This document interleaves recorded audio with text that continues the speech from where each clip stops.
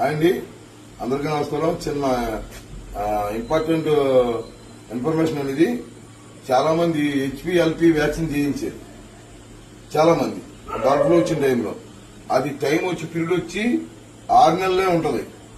Already మన దొడ్లో ఆ డిసీజ్ మనం వ్యాక్సిన్ చేసిన రెక్కల ద్వారా ఇట్ల ద్వారా మన దొడ్లో స్ప్రెడ్ అయి ఉంటుంది. 6 నెలల తర్వాత కంపల్సరీగా HB వ్యాక్సిన్ ఎస్టర్ కంపెనీ లేటెస్ట్, ఇది వైట్ క్యాప్ ఉంటుంది. వైట్ క్యాప్ ఇది కంపల్సరీగా పెద్ద దొడ్లో చేయించుకోండి.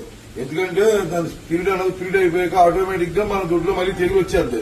అది మనం వ్యాక్సిన్ చేయించబోతుంది. 6 నెలలకి కంపల్సరీగా మనం HPLP గానీ ప్లెయిన్ HB గానీ, నేను చేయించింది ప్లెయిన్ HB. నెక్స్ట్ మళ్ళీ 6 months కి HPLP చేస్తాను. ఇది ఎస్టర్ కంపెనీది. చాలా కంపెనీలు ఉన్నాయి, మీకు నచ్చిన కంపెనీ తీసుకోండి.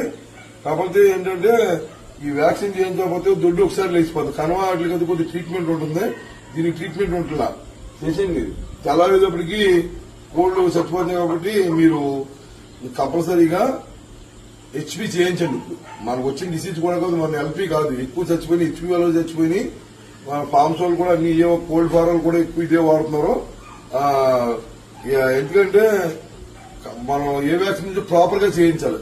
టైం పెట్టుకోండి. 6 months డేట్ వేసుకుని 6 months కంపల్సరీ చేయించకపోతే తర్వాత మనకి మొత్తాన్ని తెగులు వచ్చి చచ్చిపోయి ప్రమాదం ఉంది. కావున ఇదంతా గమనించి, చాలా ఇన్ఫర్మేటివ్ వీడియో ఇది, గమనించి అందరూ మాత్రం ఈ వ్యాక్సిన్ చేయించుకోండి. Okay, thank you.